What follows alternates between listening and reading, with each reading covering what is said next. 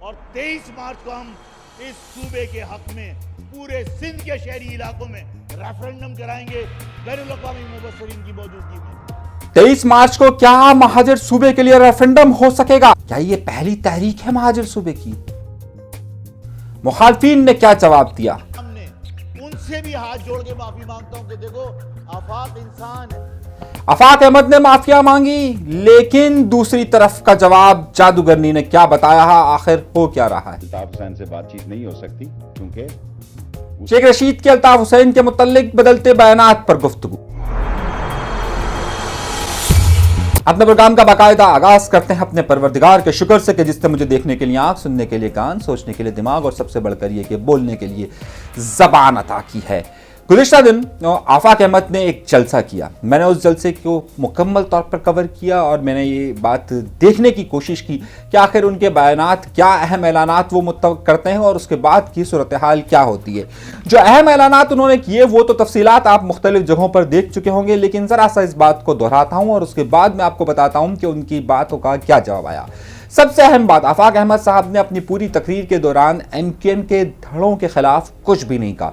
मैं कान लगा के सुनता रहा और ये बात महसूस करता रहा कि शायद अब, लेकिन उन्होंने अपने तीर और कमान सारे निकाले तो निकाले जमात इस्लामी के खिलाफ, अल शम्स और अल बदर के खिलाफ और कुछ मजहबी जमातों के हवालों से उन्होंने बात की। उन्होंने शाह अहमद नूरानी साहब का जिक्र भी किया, प्रोफेसर गफूर अहमद साहब का जिक्र भी किया, लेकिन टर्निंग पॉइंट ये था कि उन्होंने अपने 6-7 मुतालबात उन्होंने रखे। उन मुतालबात पे उन्होंने जो मुतालबात रखे, उन्होंने कोटा सिस्टम को हटाने के हवाले से बात की, के इलेक्ट्रिक के हवाले से बात की, दीगर हवालों से बात की। लेकिन उस बातचीत के बाद उन्होंने जब टर्निंग पॉइंट उस वक्त आया, उन्होंने कहा कि जनाब ये हम मुतालबात तो कर रहे हैं लेकिन ये मुतालबात माने नहीं जा सकते। अब उसके बाद उन्होंने एक नए सूबे के ऐलान किया और ये कहा कि 23 मार्च को इस हवाले से रेफरेंडम होगा। दस्तखती मुहिम का आगाज करेंगे और 1 मार्च के बाद दस्तखती मुहिम 23 मार्च तक चलेगी और 23 मार्च को हम इस सूबे के हक में पूरे सिंध के शहरी इलाकों में रेफरेंडम कराएंगे। इस पर मैं बाद में बात करता हूं और जरा सा उस पर बात करते हैं कि जो उन्होंने पूरी तकरीर के दौरान MKM के मुख्तलिफ धड़ों के खिलाफ कुछ नहीं कहा, बल्कि आखिर में, बिल्कुल आखिर में 1 घंटे 17 मिनट से ज्यादा के उनके खिताब के दौरान आखिर में उन्होंने जिस बात का जिक्र किया वो ये थी। मैं आमिर खान से भी दरख्वास्त करता हूं, मैं फारूक सत्तार साहब से भी दरख्वास्त करता हूं, मैं अनीस कायम खानी साहब से भी दरख्वास्त करता हूं, मैं अनीस एडुकेट से भी दरख्वास्त करता हूं, मैं हर महाजिर लीडर से दरख्वास्त करता हूं और मैं ये आप सबके सामने उनसे भी हाथ जोड़ के माफी मांगता हूं कि देखो आफाक इंसान है, आफाक ने हो सकता है कोई गलत बात नहीं।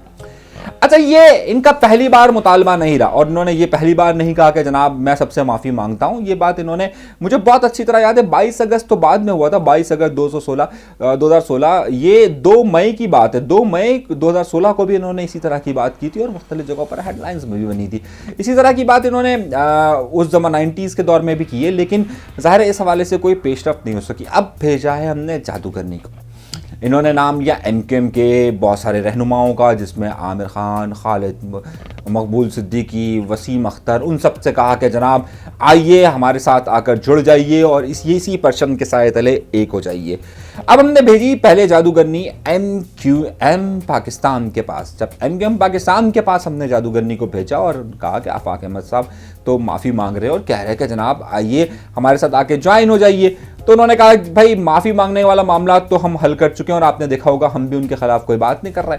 फिर मैंने पूछा तो फिर ज्वाइनिंग, तो उन्होंने कहा नहीं जी, हम उनके साथ कोई इत्तेहाद या अलायंस के तौर पर तो जाने का बाद में सोच सकते हैं, बाद में, लेकिन फ़िलहाल जो है अगर वो ये ज्वाइनिंग की बात है तो नहीं जी, हम MKM पाकिस्तान यानी मुत्तहिदा कौमी मूवमेंट पाकिस्तान के तौर पर ही रहेंगे और वो MKM यानी महाजिर कौमी मूवमेंट के तौर पर ही रहेंगे। हाँ, अलबत्ता कोई सियासी इत्तेहाद मुमकिन हो सकता है, लेकिन अभी जिस तरह उन्होंने महाजिर सूबे का ऐलान किया उस हवाले से इस पर बाद में महाजिर सूबे वाली बात, पहले माफ़ी वाली बात। अच्छा, इसी तरीके से जो है वो पाक से ज़मीन पार्टी के कुछ लोगों से मैंने रब्ता किया, मैंने कहा पूछा कि भाई जनाब वो माफ़ी मांग रहे हैं, वो कह रहे हैं जनाब आ जाइए हमारे साथ आ जाइए और छोड़िए पीएसपी को, झंडा सिर्फ यही रखिए। उन्होंने शाह अहमद दुरानी साहब की मिसाल दी, उन्होंने प्रोफेसर गफूर अहमद साहब की मिसाल दी, उन्होंने कहा कि शाह अहमद दुरानी साहब बहुत बड़े आलिम थे और शाह अहमद दुरानी साहब लेकिन क्योंकि वो पंजाब की मुखालफत नहीं कर सकते थे, अब्दुल सत्तार नियाज़ी साहब के मुखालिफ नहीं जा सकते थे, तो उन्होंने जो है वो क्योंकि महाजिर कॉज का नारा नहीं लगाया इसलिए उन्हें वोट नहीं मिला। उन्होंने यही मिसाल प्रोफेसर गफूर अहमद साहब के लिए भी दी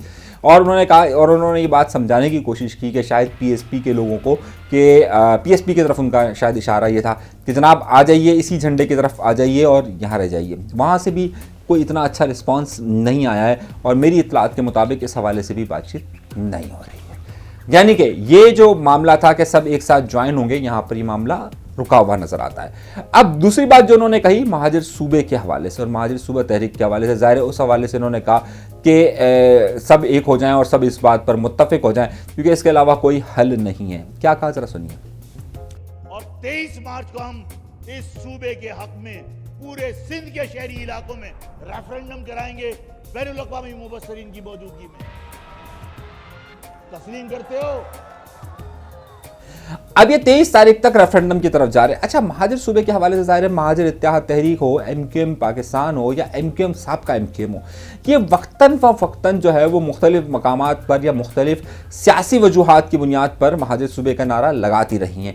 आपको याद होगा कि जब पाकिस्तान पीपल्स पार्टी से जब एमक्यूएम जब पूरी कंबाइन एमक्यूएम थी, वो जब उनके ताल्लुकात पाकिस्तान पीपल्स पार्टी से हुकूमत में रहते हुए जब ख़राब हुए थे, तो अभी 2010, 11 और 12 के अंदर भी इन्होंने एक बार बहुत महाजिर सूबे का नारा लगाया था और मुझे अच्छी तरह याद है अनीस कायम खानी साहब उस वक्त राब्ता कमेटी चलाते थे और वो आए और उन्होंने प्रेस कॉन्फ्रेंस की और फिर अगले दिन जो है वो पूरे शहर में चॉकिंग हो गई थी महाजिर सूबे के हवाले से। अच्छा, इसी तरीके से जो है मतरूका सिंध के हवाले से एमक्यूएम पाकिस्तान भी बात ये करती रही है, लेकिन इस हवाले से और महाजिर कौमी मूवमेंट यानी हकीकी यानी आफाक अहमद साहब भी जो है इस हवाले से बार बार ये बात कह चुके हैं। लेकिन मसला यह है कि इस हवाले से कभी भी कोई एक स्ट्रगल या सियासी जद्दोजहद के लिए तमाम धड़े मुत्तफिक नहीं हो सके।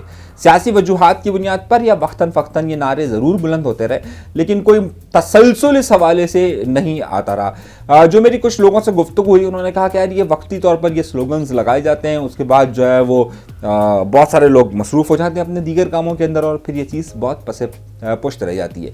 अब जिस तरीके से आफाक अहमद साहब ने ऐलान किया और उसके बाद जिस तरीके से उन्होंने ये कहा कि मैं सीरीज़ ऑफ जलसा करूंगा, हर जगह पे जलसा करूंगा, सक्खर में, हैदराबाद का उन्होंने अनाउंस कर दिया है या दीगर जगहों का उन्होंने अनाउंस कर दिया 21 जनवरी को वो जलसा कर रहा है, तो वो इस तरह अनाउंस कर रहे हैं और उसके बाद कह रहे हैं कि 23 मार्च को जो है वो फिर हम रेफरेंडम की तरफ जाएंगे। तो देखिए, उन्होंने कहा कि ये रेफरेंडम की तरफ तो जा सकते हैं, लेकिन रेफरेंडम ज़ाहिर है वो उसकी वो हैसियत नहीं रहेगी।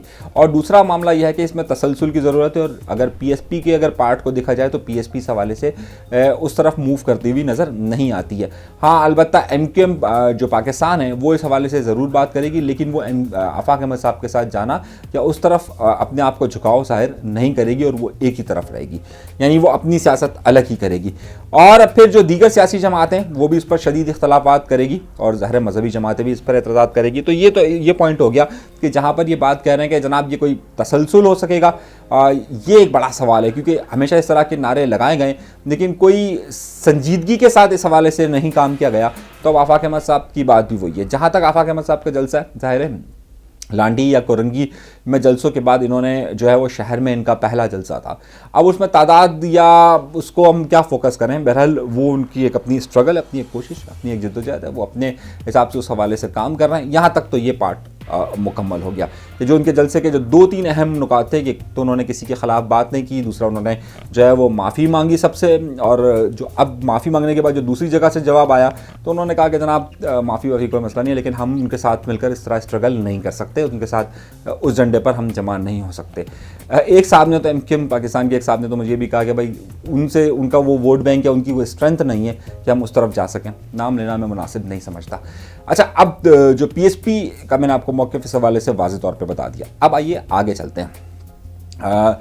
कल से ये बात बहुत ज़्यादा ख़बर में गर्म थी कि जो शेख रशीद साहब ने भी बयान दिया था कि शेख रशीद साहब का मैंने एक फुटेज सुबह लगाया था, ये मुसलसल अपने बयानात बदलते रहते हैं और ज़ाहिर है शेख रशीद साहब जो है वो बहती हवा के साथ चलते रहते हैं। 2009 में वो हुकूमत का हिस्सा नहीं थे और MQM जो है वो वफाक और सूबे के अंदर पाकिस्तान पीपल्स पार्टी का हिस्सा थे।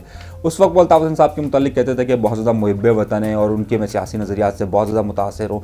उस वक्त जो मुश्तरका प्रेस कॉन्फ्रेंस हुई थी वो भी इस हवाले से हुई थी। तो ये सियासी नज़रियात जो है वो बदलते रहते हैं उनके, और वो नज़रियात से ज़्यादा अपने मफादात बदलते रहते हैं। लेकिन आइंदा दिनों में शेख रशीद और इस हवाले से बहुत सारी खबरें सरगर्म होगी। आइंदा दिनों में बहुत कुछ इस हवाले से होने वाला है। एक और बात, आखिर बात, और इसके बाद ये वीलॉग को ख़त्म करेंगे कि आपको ये बात समझ में आ गई होगी कि जो मैं कहना चाह रहा हूँ कि इस वक्त MQM यानी जो अल मारूफ हकीकी की तरफ से जो जलसा किया गया है और वो जो जलसे के अंदर जो तमाम नुकात उठाए गए हैं, उस हवाले से मुझे ऐसा लग रहा है या मैं आपको ये खबर दे रहा हूँ कि उन्हें आइसोलेटेड यानी अलहदा ही अपने साथ मामलात रखने पड़ेंगे।